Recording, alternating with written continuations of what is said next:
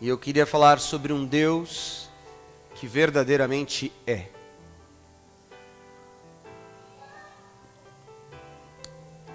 Diz assim: lembrai-vos das coisas passadas da antiguidade, que eu sou Deus, e não há outro.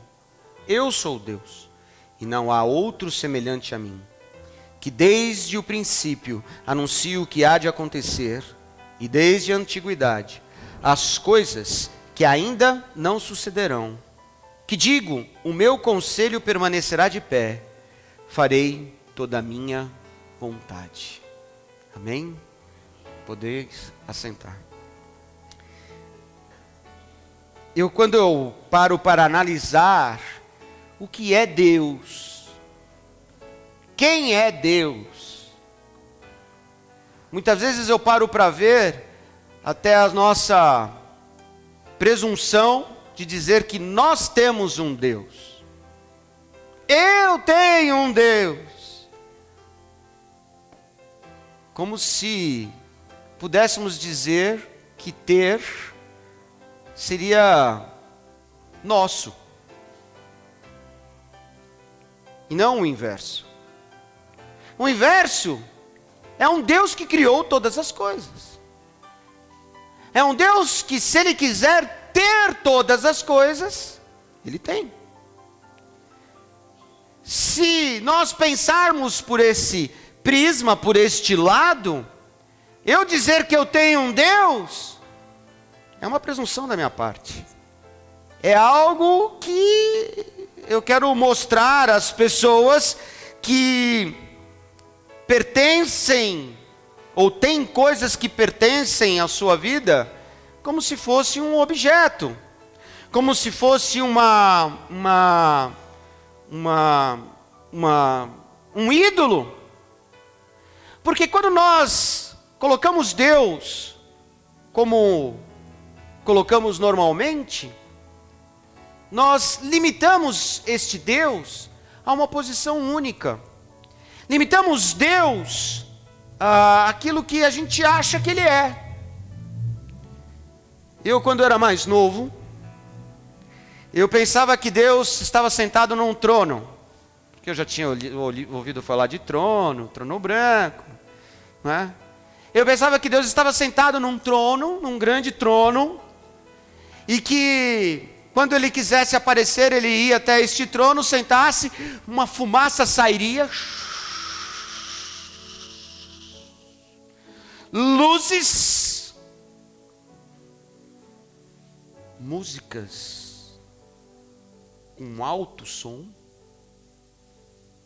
e um senhor de barba branca, cabelo branco, com toda a sua experiência, com uma voz um pouco num tom mais alto do que o nobre amigo Davi. Amados filhos. Eu pensava que era assim. Aliás, o ser humano, no modo geral, ele determina como Deus é, não é? Ele determina o sobrenatural, como ele vai ser na sua vida. E aí, quando eu olho para o profeta Isaías, dizendo que Deus é, eu não posso dizer o que Deus é de verdade. Eu não tenho como mensurar isso, eu não tenho como medir isso, eu não tenho como colocá-lo, porque se eu fizer isso, eu farei como todos os outros fizeram em toda a história da humanidade. Eu vou criar ídolo, eu vou criar um conceito de uma situação, um conceito de um ser, um conceito de uma pessoa. E Deus não é uma pessoa. Deus é tudo. Deus é a própria essência da criação. Quando eu olho para esse texto, eu fico imaginando, eu começo a viajar nas coisas. Ele diz claramente: lembrai-vos das coisas passadas da antiguidade, que eu sou Deus. Ele é, simplesmente Ele é. Nada mais, não há outro. Não tem como medir, não tem, porque desde o princípio Ele se anuncia assim. Existe um pensador que ele chama-se Paul Tillich, que ele diz assim: Deus está sempre para além de Deus. Deus está sempre para além de Deus. O que ele quer dizer? Ele quer mostrar para mim e para você que aquilo que nós estamos vendo aqui hoje não é nada, é muito pouco. A gente limita tudo o que a gente pensa sobre Deus. A gente determina situações. A gente fala que Ele é misericordioso. A gente fala que Ele é amoroso. A gente fala que Ele é benigno, que Ele é paciente, que Ele é isso, que Ele é aquilo. A gente coloca características humanas em Deus. Deus não é humano. Mas pastor, nós não somos imagem e semelhança dele, somos imagem e semelhança de um Deus que é Espírito. É o que a Bíblia diz. Ele é. A nossa imagem e semelhança não está resumida a este físico que nós vemos, mas sim naquilo que é o Espírito de Deus em mim e em você. Ele se manifesta na sua essência, Ele se manifesta dentro de mim, Ele se manifesta dentro de você. É tão louco isso, que a própria palavra de Deus diz que o maior mistério é um ser dentro de outro ser, um ser que nós medimos. Por que eu quero falar sobre isso? Por que eu estou dizendo esta introdução sobre esta situação? Porque está na hora de você entender que Deus não se limita aos padrões da vida que nós queremos colocar, que Deus não se limita aos padrões de uma igreja, que Deus não se limita aos padrões de um conceito, que Deus não se limita aos padrões que você acha que tem que existir na terra. Não, Deus é além de padrões. Não, Deus é além de sentimentos. Não, Deus é além de tudo que nós imaginamos. E por isso, Deus pode ser glorificado em você, em coisas além do que você imagina. Eu quero que você viva numa dimensão que nunca você viveu. Eu quero que você passe a viver a dimensão de Deus em sua vida. Pastor, você está viajando hoje? Estou. Por que eu estou viajando? Porque eu quero sentir mais Deus todos os dias em mim. Porque eu quero que a igreja sinta Deus como Ele quer que a gente sinta. Nós estamos aqui invariavelmente segundas, quartas, sextas e domingos pela manhã, domingos à noite. E normalmente nós deixamos um Deus como ídolo. Deus não é um ídolo. Deus não é o Garrincha, Deus não é o Pelé, Deus não é o Ronaldo Fenômeno, Deus não é o Roberto Carlos. Mas quando nós olhamos certas situações na nossa vida, nós medimos o Deus que é tudo, e tudo que possa existir na terra foi criado por Ele. Nós medimos Ele. Medimos. Eu não posso mais medir.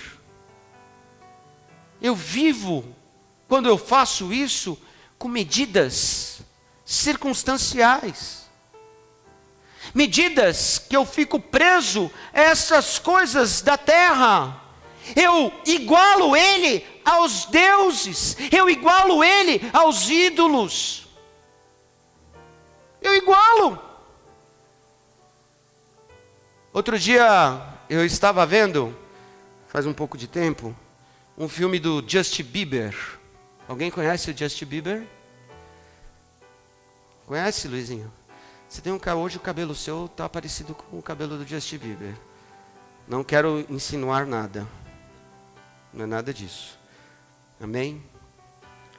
Mas, nesse filme que fala sobre a vida dele, fala como ele começou, né? Aí ele cantava na rua, o pessoal passava. Aí em determinado tempo, já vou encurtar a história, em determinado tempo ele foi apresentado ao Usher, e aí o cantor Usher fez a carreira dele, e ele explodiu, e aí você via que os shows dele faziam filas e filas quilométricas, meninas desesperadas atrás, porque são ídolos. Ídolos. sem essência, apenas por uma música, apenas por uma situação. Com o tempo nós fomos ver que ele se perdeu, e a essência do Justin Bieber, que era um menino bonitinho, talvez saudável, talvez um menino que pudesse trazer um tipo de esperança a outros meninos, a outras meninas, não trouxe. Ele se perdeu nas drogas, se perdeu na prostituição, foi se perdendo. Agora parece que ele está frequentando uma igreja, mas mesmo assim acabou de aparecer pelado numas fotos. Ídolos. E eu vou falar para você, a gente cria ídolos. Eu falo por mim. Eu tenho dentro de mim uma admiração pelo meu pai na fé, fora do comum. Eu batalho comigo, por quê? Porque ele realmente marcou minha vida. Em momentos difíceis da minha vida, ele estava lá do meu lado, ele me ensinou, ele me trilhou para o caminho de Cristo. Às vezes eu fico me pegando, pensando naquilo que ele falava, e às vezes eu achava que a palavra dele era tão mais importante que esta palavra, e que muitas vezes nós nos colocamos nesta posição, e nos sentimos independentes de situações. Então eu quero te mostrar algumas coisas que nós precisamos fazer aqui, para entender que Deus é além disto, que Deus, Ele é maior do que isto que nós imaginamos, que Deus é maior do que uma doutrina de uma igreja, que Deus é maior do que uma fé que nós acreditamos ter. Essa fé que faz alguma coisa acontecer. Amados, você quer ter uma fé que possa dizer, é a fé do impossível? Você precisa acreditar que existe um Deus do impossível. Mas você vive o impossível de Deus nessa terra? Como é que você pode viver o impossível de Deus se você cria situações para poder viver o impossível de Deus? Como é que você cria? Você escolhe a música que te faz melhor sentir para sentir Deus. Não é assim? Tem músicas que te sentem mais, fazem você sentir mais, não é? Tem. Você talvez goste mais de ouvir o Davi pregando do que o Paulo pregando, ou a Vilma pregando do que a Patrícia pregando. Talvez você se preocupe mais em estar religiosamente nos domingos, ou nas quartas, ou até mesmo nas segundas, nas orações, ou até mesmo nas sextas, sejam lá quais forem os dias. Talvez você se sinta mais apto a isto ou aquilo. Eu quero dizer que você precisa entender que Deus é para além de Deus. Deus é maior do que isso que a gente imagina, do que isso que a gente vive. E eu quero profetizar que esta igreja vai começar a viver uma dimensão única dentro daquilo que Deus é em nós. Deus precisa ser em nós aquilo que Ele deseja ser, e não é que nós desejamos que Ele seja. Então, o primeiro ponto: deseje o que Deus quer que você deseja. O que Deus deseja que você viva. O nosso desejo não pode ser os nossos desejos. E aí eu fico olhando como a gente quer desejosamente fazer as coisas dos nossos desejos. Se eu fosse citar aqui todos os nossos desejos, se eu perguntar para você qual seria o maior desejo diante do Senhor que você pediria, eu tenho plena convicção que a maior parte da igreja ia falar: o meu desejo é estar bem. É estar bem financeiramente, é estar bem dentro da minha casa, é estar bem com a minha família, é estar bem desse jeito. É difícil você ouvir as pessoas dizer: quero viver o desejo de Deus para mim nesta terra. Qual é o desejo de Deus para você nesta terra? Você um dia já perguntou e já deixou Deus falar para você qual é o desejo que Ele tem para você? Alguém um dia já perguntou? Você já se sentiu pronto, apto a apenas ouvir do que falar? E tentar entender qual é o desejo de Deus para você nessa terra? Eu tenho perguntado isso para Deus: Deus, qual é o desejo que o Senhor quer para mim? O Senhor quer que eu vá embora? o senhor quer que eu vá para a Síria? O senhor quer que eu vá para a China? Os missionários são assim, né? Eles vão lá, perguntam, Deus, para onde o senhor quer que eu vá? Aí ele fala, ó, vai para o Nepal. Você vai passar terremoto, seu filho pode morrer, sua esposa pode pegar malária, mas eu quero que você vá para lá. Qual é o desejo? Amados, eu vou ser sincero, o nosso desejo está muito limitado. Talvez o seu desejo seja subir um pouquinho de grau na sua vida. Eu quero estabelecer um pouco melhor a minha família. Eu quero estabelecer o meu casamento. Eu quero estabelecer a minha vida financeira. Eu quero estabelecer isso. Deus, que é tudo isso que nós lemos aqui, tem um desejo especial para você. Em que este desejo se transforma no final da sua história uma passagem, um passaporte para uma vida eterna, em que você vai viver com Ele. Você já imaginou como é viver com Deus? Alguém tem ideia? Diz a palavra de Deus que a glória dele é tão fantástica que ela pode fulminar alguém.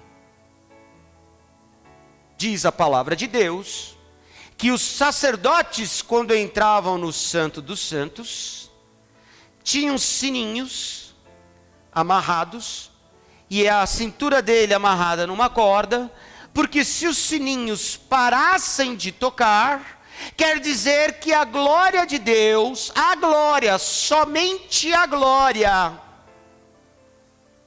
fulminava o sacerdote, e ele era puxado para fora, porque ele estava indigno de estar na presença de Deus. Eu pergunto, você está digno de estar na presença de Deus? Você está digno ao ponto de ter um desejo, de querer ter o desejo de Deus ser vivido na sua vida? Primeiro ponto que você precisa pedir para Deus hoje: Deus, eu quero viver o teu desejo aqui na terra. E mesmo você pedindo, Ele também sabe que talvez viver o desejo dele aqui na terra não será fácil, mas Ele te ajuda através do Espírito Santo, que é a presença dele em você, para te capacitar a viver o desejo dele nesta terra.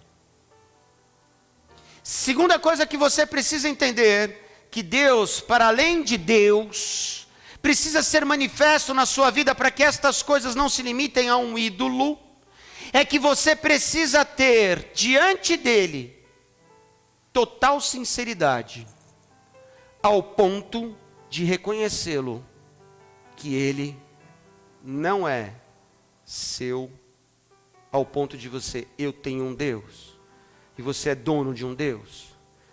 Deus, que é o seu Criador, Pai, provedor, Ele é o seu dono. E você se sentir,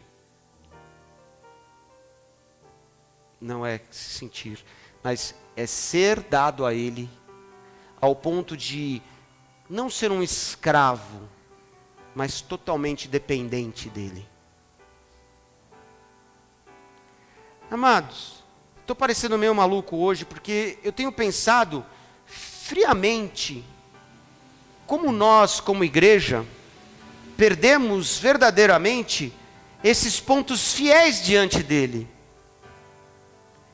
Eu fico olhando que a gente encaixota Deus naquilo que a gente acha que é bom, naquilo que a gente acha que é válido, naquilo que a gente acha que a gente produz. Eu dou o dízimo, eu dou a oferta, e ainda tenho a pachorra de dizer, faço prova. Já pensou nisso? Eu dou o dízimo, e aí eu digo, olha, faço prova de ti, Deus, se os céus não se abrirão. Que é isso?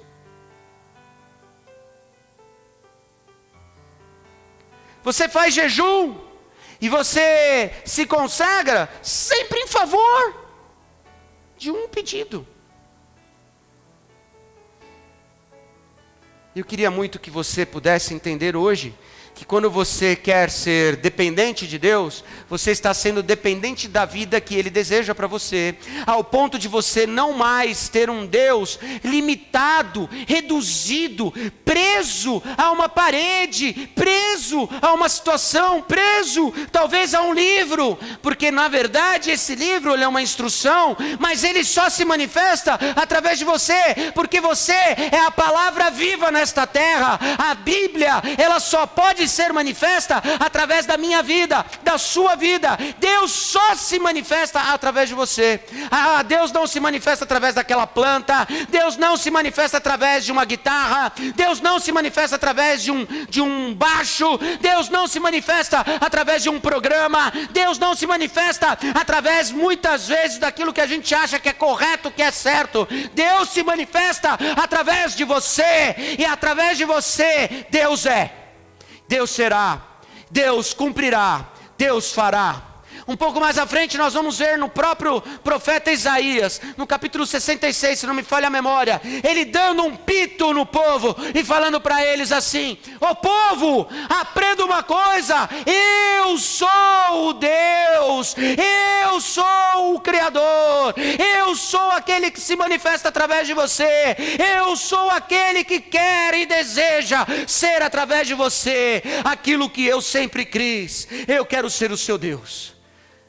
Agora, Ele quer ser o Deus, não eu quero ter um Deus.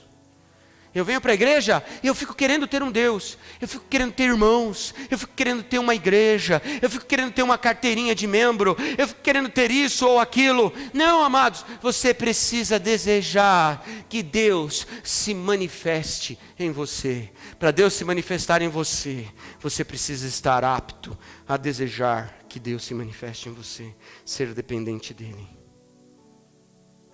Não é fácil. É difícil. Porque tem gente que tem sono, tem gente que é triste, tem gente que é amargurada, tem gente que só vem pelos seus problemas, tem gente que só vem pelas suas necessidades. Pastor, mas eu não posso vir por isso? Pode. Ninguém está falando que você não pode. Aliás, você pode. A gente vem aqui porque a igreja é para doentes, mas doentes que serão sarados, doentes que vão querer viver o desejo de Deus nessa terra. As sujeições dessa terra, elas vão continuar existindo, porém Deus quer se manifestar em você. Deus quer ser em você Deus. Mas nós criamos os nossos ídolos, nós criamos as nossas vontades, nós criamos os nossos pontos de partida e os nossos pontos finais. Eu falo isso, às vezes eu fico prestando atenção no que eu falo. Eu já cheguei para minha esposa por várias vezes e disse para ela assim: amor, eu tenho muita vontade daqui 5 anos morar em Campos. Vocês já ouviram isso? É meu desejo. Mas será que é o desejo de Deus? Será que Deus quer que eu vá para Bertioga? Será que Deus quer que eu vá para Portugal? Não sei. Pode ser que seja pelo menos por uma vez. Pegar um azeite português. Será que Deus quer que eu tenha mais um filho? Se Deus quiser, Ele dá. Pode ser por vias normais, fabricado, ou adotado, ou que Deus faça com que eu tenha uma creche e cuide de crianças. Tem tantas coisas que Deus pode fazer através de mim, porque Ele é Deus. Não porque eu quero, ou porque eu desejo, ou porque eu vou, ou porque eu planejei. Amados, eu não estou dizendo aqui que você tem que ser irracional e viver como se fosse um bitolado, né? Eu só faço o que Deus quer que eu faça. Eu só faço o que Deus mandar eu fazer. Então eu não vou fazer nada. A partir de agora, eu vou para casa, eu só levanto se Deus quer que eu levante. Eu só como se Deus quer que eu come. Não, não é isso, amado. O que eu quero falar para você é que você tem que começar a ouvir a voz de Deus e deixar Deus ser Deus na sua vida. O que nós estamos fazendo é que nós colocamos tudo antes de Deus, e nós não prestamos atenção não ouvimos a sua voz, não prestamos atenção no que Ele quer, não prestamos atenção no que Ele deseja, não prestamos atenção naquilo que Ele quer praticar em nós como vida verdadeira. Eu indago você hoje, eu pergunto a você hoje, Deus é na sua vida? Pergunta para a pessoa do seu lado, Deus é na sua vida? Hein? Deus é na sua vida? Ou você tem que ficar falando que você tem em Deus? Que você vem numa igreja? Que você é da Deus, é a palavra? Hã? Ah, eu vou lá porque eu ouço o Luizinho tocar, ouço o Jefferson cantar, a voz de veludo do Davi. Não, eu vou lá porque eu tenho que ir, é a minha missa. A antiguidade fez isso para nós, a nossa história. A humanidade encaixotou Deus. O substantivo Deus para nós é sério. Nós colocamos ele dentro de uma linguagem. Eu coloquei Deus dentro de uma linguagem. Eu coloquei Deus dentro de um pacote. Eu tenho um pacote de Deus. Você tem um pacote de Deus, irmã Cida. Você tem um pacote de Deus, Celso. Eu tenho um pacote. Ele vem com 30 SMS. Vem com WhatsApp. Ele tem uns apps prontos. Que você aperta lá, vem a bênção da cura. Vem a bênção da palavra. Vem a bênção disso. Vem a bênção da... A gente tem uns pacotes. E aí esses pacotes são pagos por aquilo que a gente acha que tem que pagar. Eu pago quanto eu acho que eu tenho que pagar, pronto, então assim eu quero que Deus seja comigo. Pergunto novamente a você, Deus é na sua vida? Deus é na sua vida? Ontem eu estava numa reunião muito chata, o dia inteiro, nós começamos 9h30 da manhã, e a reunião foi terminar de noite, mas eu estava sentado ao lado de umas 30 pessoas, e eu não sabia exatamente como eram essas pessoas. Algumas, é óbvio, eu tenho mais contato, mas tinha lá um desembargador da justiça, que eu não sabia que era desembargador, tinha lá um outro que era juiz, tinha lá um outro que era isso, outro que era aquilo, aí... uma pessoa foi eleita para um cargo, essa pessoa que foi eleita para um cargo, eu trabalhei com ela sistematicamente nesses dias, e engraçado que essa pessoa que tem este cargo agora atualmente, que é um cara assim que ele tem uma inteligência fora do comum, ele conversa comigo num nível que muitas vezes eu não conversei com muita gente, até mesmo dentro da igreja, com muito conhecimento, e que ele me falou algumas coisas de Deus, que eu parei para pensar. Ele não vai à igreja? Mas ele me indagou sobre isso. E ele falou assim, Deus é na sua vida? E eu parei para pensar, se Deus era na minha vida. E aí ele falou assim, olha, Deus, eu creio nele. Eu falei, sim, como é que você crê? Eu creio nele quando eu saio toda semana à noite, e eu vou ajudar algumas crianças que eu ajudo. E eu deixei ele falando. Eu quis ouvir aonde ele queria chegar, aonde ele queria demonstrar o que Deus é na vida dele.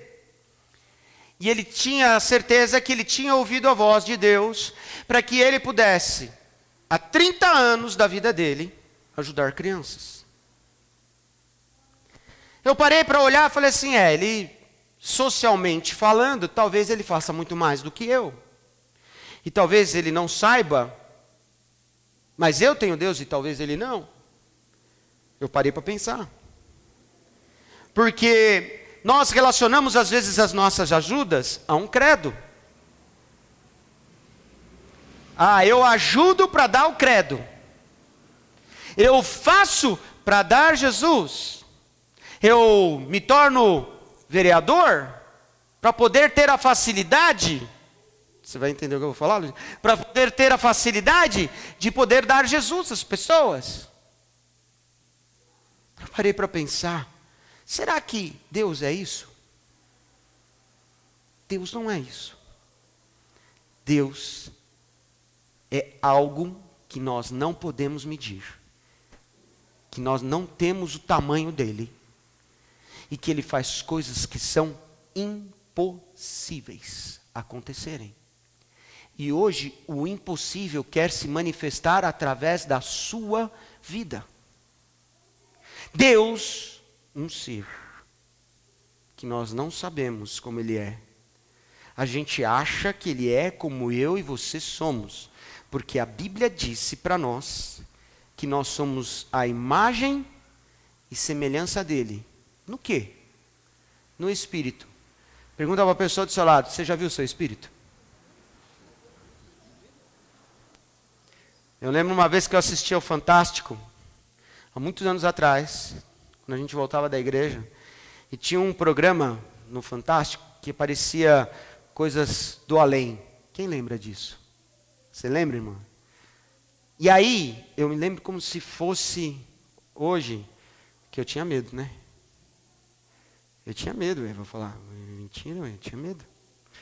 E aí tinha uma situação, uma pessoa andando numa estrada, no escuro, com seu carro, e aí apareceu uma mulher, e essa mulher toda arrebentada, gritando: ah, ajuda minha filha, nós caímos no barranco.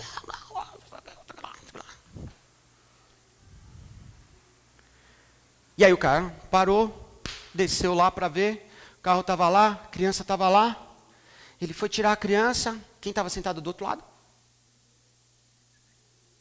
A mãe. Lembram disso?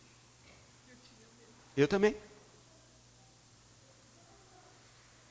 A cabeça do ser humano é tão assim de medir coisas, que mede que o espírito ele sai do corpo, mas ele fica igual.